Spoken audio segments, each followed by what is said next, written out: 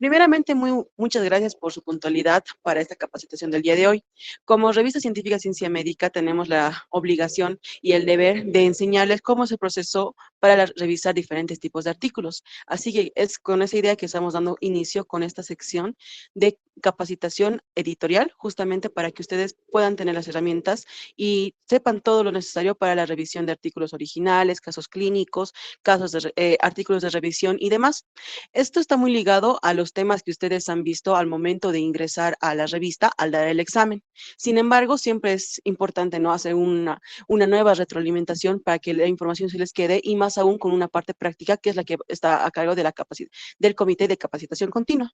Así que sin más, les damos pasos justamente a los miembros del Comité de Capacitación Continua para esta primera sesión. Chicas, tienen la palabra.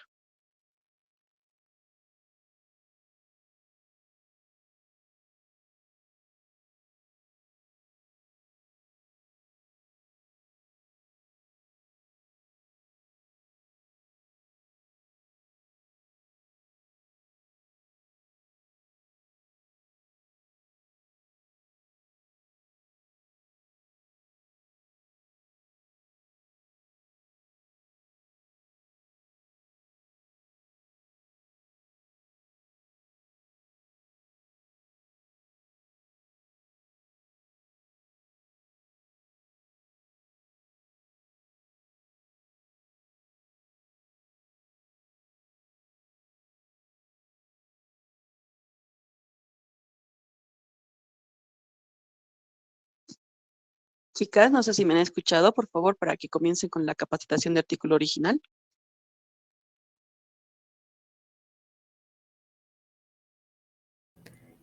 Muy buenos días. Se está conectando su micrófono. Un momento, por favor. Perfecto, chicas.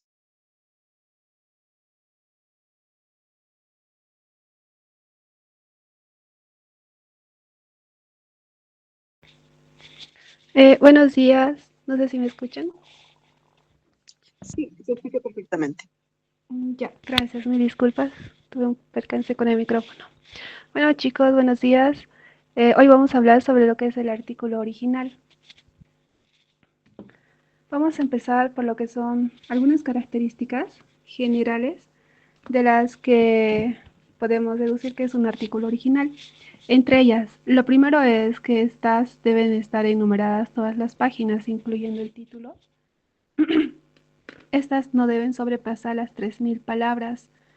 Esto incluye desde la introducción hasta la conclusión y como mínimo debe llevar 10 referencias.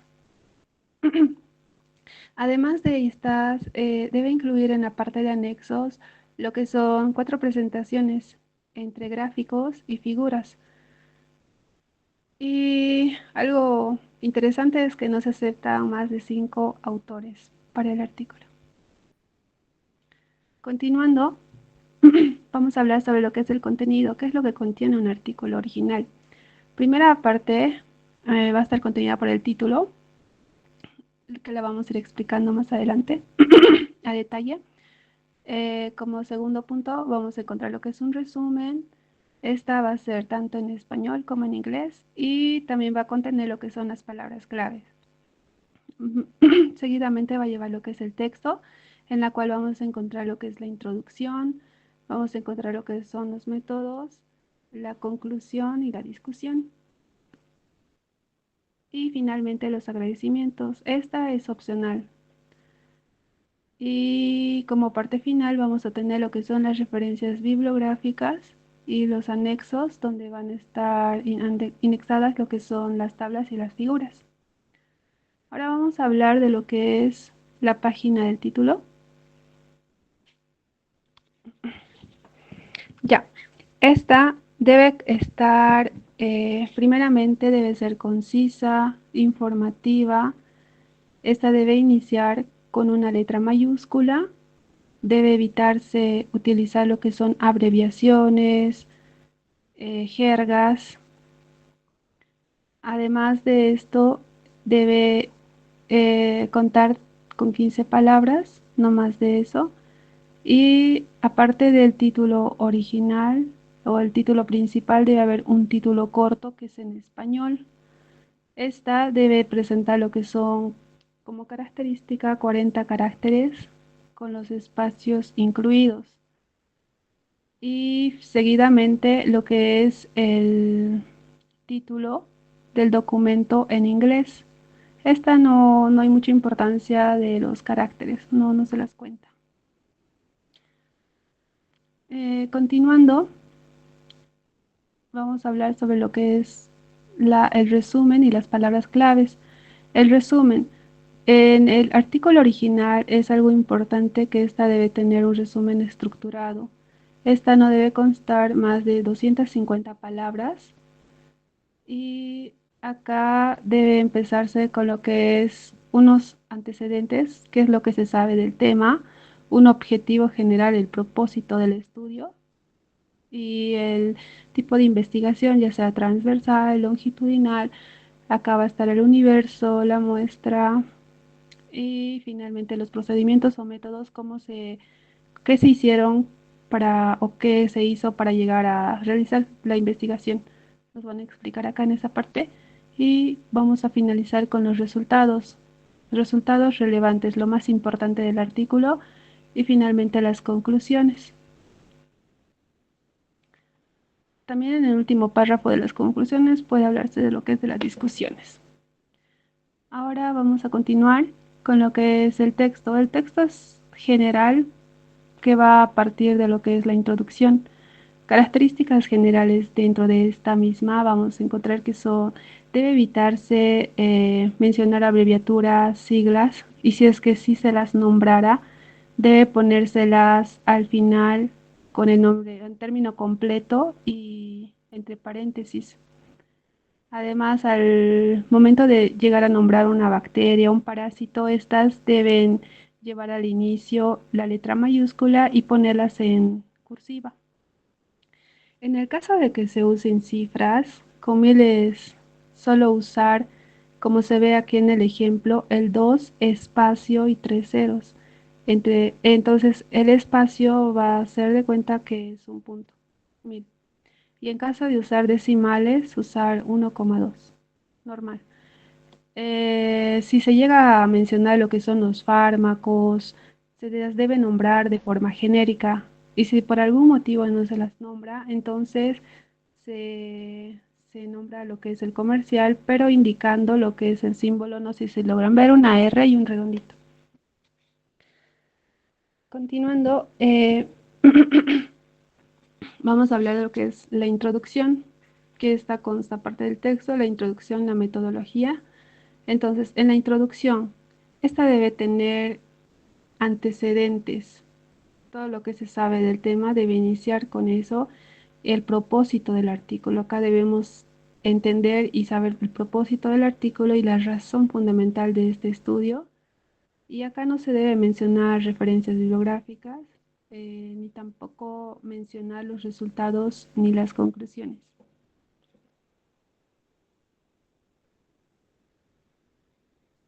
Ahora continúa mi compañera. Gracias.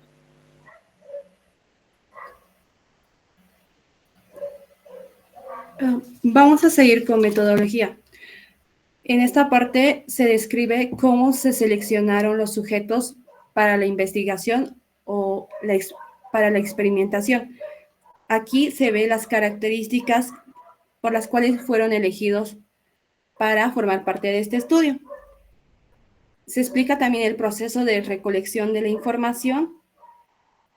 Se indican tanto los métodos, los aparatos y los procedimientos. Aquí se señala también el tipo de estudio, que puede ser descriptivo, de prevalencia, longitudinales, casos y cortes y ensayos clínicos. Estos utilizan un instrumento de evaluación. Por ejemplo, para una revisión sistémica y metaanálisis se usa Prisma. Un ensayo clínico utiliza la directriz CONSORT. Un estudio observacional se usa Strobe. Y para un caso informe se sigue la guía CARE. También se detalla el universo, a los sujetos a los que serán extrapolados los resultados. La muestra, que esta puede ser aleatoria o por conveniencia. Aquí se menciona el método estadístico para calcular el tamaño de esta. También se debe mencionar el lugar y el periodo de duración de la investigación. Se explica también los criterios de inclusión y exclusión. Las variables a estudiar, que pueden ser tanto cualitativas como cuantitativas. Se describe en forma resumida y compacta los procedimientos experimentales y los protocolos utilizados, como por ejemplo la dosis y la vía de administración. Se menciona los detalles de la aprobación del comité de ética. Aquí se ve cómo se manejó la integridad de los participantes. Todos estos deben tener el consentimiento informado. De los participantes solo se menciona algunas características como ser la edad y el sexo, y no así datos personales como sus nombres, su dirección o números de teléfono. Siguiente, por favor. En la parte de resultados, los resultados se redactan en una forma secuencial. Esta sección incluye los hallazgos obtenidos, ya sea mediante texto, tablas o gráficas. En los gráficos o tablas no se debe repetir lo que se dice en el texto. Y la tabla debe ser autoexplicativa, o sea que se puede entender por sí solas. Siguiente. En la parte de discusión, aquí debemos enfatizar los aspectos nuevos e importantes del estudio. Debemos formar conclusiones respaldadas en base a nuestra investigación. Debemos evitar también repetir la información que se dio en la introducción o en los resultados. Se debe explicar las implicaciones de los resultados. Se debe presentar también la relación y la generalización que los resultados indican. Y señalar las excepciones y aspectos no resueltos. Siguiente. También debemos comparar con los estudios previos para ver si concuerdan los resultados. Se debe exponer las consecuencias teóricas y la aplicación en la práctica. Es esencial reconocer y explicar las limitaciones de nuestro estudio, ya que pueden afectar en el resultado. Se debe evitar también las afirmaciones que no están respaldadas bajo nuestro trabajo. Y por último, se debe incluir al menos 10 referencias bibliográficas solo en esta parte de discusiones.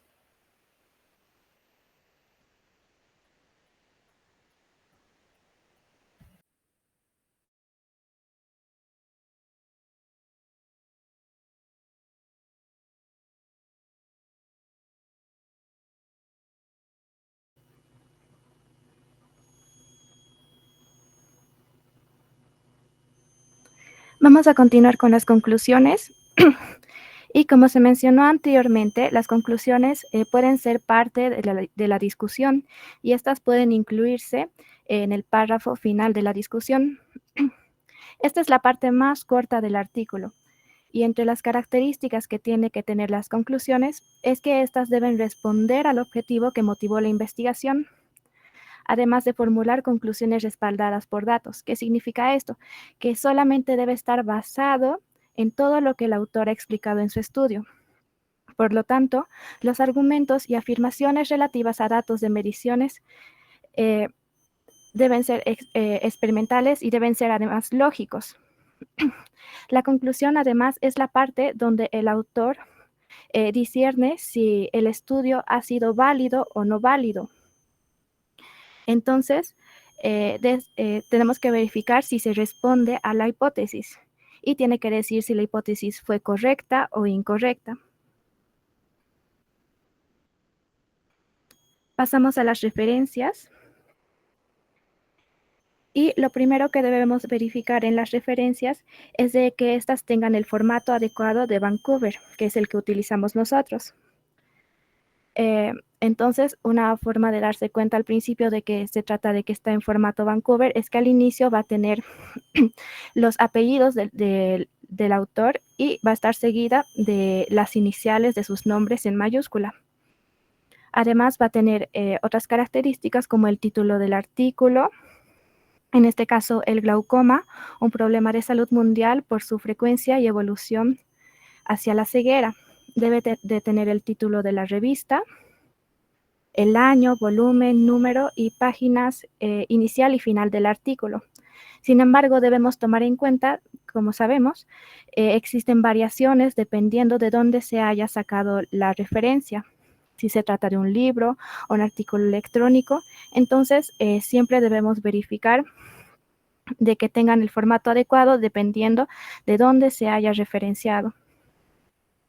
Otras características que debemos tomar en cuenta en las referencias es que las citas no deben ser mayor a 10 años de antigüedad de la fecha de publicación, además de que se recomienda de que no superen los 5 años. Y el límite es de 10, pero se recomienda que no sea de 5, porque otra característica que debemos verificar en los artículos al revisarlos es que la mitad de las citaciones deben ser de los últimos 5 años. Además, no se debe citar la parte del resumen o abstract de algún artículo publicado. De igual forma, eso es algo que debemos revisar. No se debe citar las referencias de literatura gris. Las citaciones se deben colocar de forma secuencial en base a la aparición dentro del texto, ya sea que estén las referencias en el texto, tablas o pie de figuras dentro del artículo. Y todas estas características las podemos verificar en el ejemplar que nos ha sido enviado a nosotros en el momento de la postulación, que está en la bibliografía de la revista. Tenemos ahora los anexos. Entre los anexos vamos a tener las tablas y figuras. Las tablas, recordar que es todo aquel material tabular que se representa en una tabla, mientras que las figuras son todo aquel material que no es tabular y estos van a incluir todo lo que es algoritmos, histogramas, gráficos o imágenes. ¿Qué debemos verificar en las tablas? Primero, que tenga el título, que debe estar en la parte superior. Además de que tiene que especificarse el número de la tabla, 1, 2, 3, y esto va a ser secuencialmente dependiendo de cómo referencie el autor en su artículo. Una característica del título es que este debe ser corto, además. No tiene que tener líneas horizontales ni verticales, ya que esto puede llevar a la confusión. Por ejemplo, en este caso solo tiene una línea horizontal en el encabezado y no tiene líneas verticales tampoco. En la parte de abajo de las tablas debemos verificar que tenga una nota o que es como una leyenda donde debe explicarse todos los símbolos y abreviaturas que hayan sido utilizados en la tabla. Además, un aspecto importante que suelen olvidarse en los artículos es que en la parte de aquí abajo, junto con la nota, debe especificarse los derechos de autoría. Entonces, tiene que decir si la tabla o incluso también la figura ha sido creada por el mismo autor, y en el caso de que no fuese del autor, se deben pedir los permisos correspondientes y especificar la fuente de la autoría. En las figuras van a tener algunas diferencias en cuanto a las tablas. Por ejemplo, el título y el número de la figura se van a encontrar en la parte de abajo, mientras que en las tablas en la parte de arriba. Además que el título no debe ser corto como en la tabla. Aquí, por ejemplo, debe explicarse el título de forma concisa y descriptiva. En la parte de arriba no tiene que haber nada. Y como mencionamos anteriormente, en la parte de abajo además debe incluirse una nota o leyenda que explique la información de los derechos de autor, de dónde se están sacando las figuras, que se está utilizando. Además, una recomendación que podemos dejar al autor es de que evite utilizar colores en las figuras, debido a que esto no nos va a permitir imprimir en blanco y negro posteriormente el artículo. Entonces, tenemos que recomendarle al autor que utilice escalas de grises o, por ejemplo, que use colores en los que se note el contraste.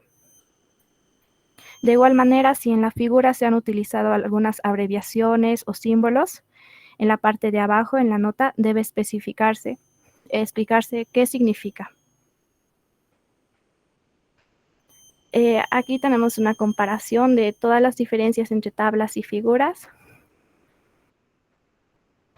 Y con esto terminaríamos. Eso sería todo el proceso. Sin embargo, aunque parece tedioso, una vez que tengamos todas las características de cómo revisar el artículo, solo es cuestión de ir tiqueando si el artículo tiene o no tiene las características adecuadas. Entonces, cada vez que nosotros encontremos algún error en el artículo que estemos revisando, lo que tenemos que hacer es dejarle un comentario al autor. Por ejemplo, aquí en la página de título, teníamos un límite de 15 palabras. En el caso de que, digamos, hubiese superado las 15 palabras, tenga 16 o más, lo que nosotros podemos hacer es poner un comentario. Entonces, solo ponemos a insertar y comentario. Y le escribimos al autor. Estimado autor, le recomendamos de que verifique el título y debido a que supera el máximo de palabras, y así es importante que cada uno lo escriba el comentario en sus propias palabras, y puede ser de una manera formal. Entonces, de este modo se revisa el artículo. Igual en las referencias, algo que me olvidaba mencionar. Por ejemplo, la parte de discusión es la parte que más referencias contiene. Entonces, nos vamos a pasar a ese apartado. Y debemos verificar de que estén los números en superíndice. En este caso no lo tiene. Entonces, de igual manera, podemos dejarle un comentario al autor y decirle de que, estimado autor, le recomendamos de que ponga las referencias en superíndice. Además, si nos fijamos el formato adecuado, no tiene que estar los números en paréntesis y deben estar seguidos de un punto. En las referencias, estas deben estar enlistados en números arábicos. Y además, se debe listar hasta 6 autores como máximo. En caso de que tenga 7, se debe añadir el et y el al.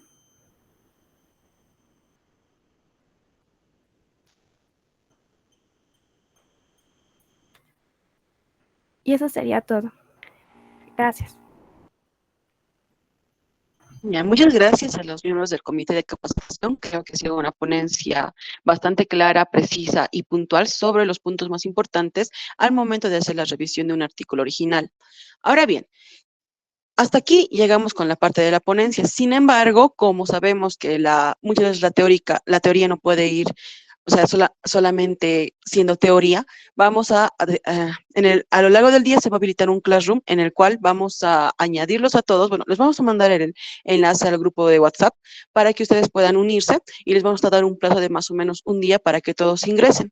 Aquí les vamos a dejar una pequeña práctica que va a ser justamente para que ustedes pongan todo esto, lo que han aprendido el día de hoy, valga la redundancia, en práctica, y de esa forma veamos si están teniendo dificultades o si para que ustedes mismos se den cuenta de si han captado toda la información o si hay algún punto para hacer luego otra revisión. Bien, ahora vamos a enviarles en unos minutos más lo que es un formulario de asistencia. Bien, en este formulario de asistencia, primero voy a pedir que la grabación, por favor, la corten para que esta parte ya no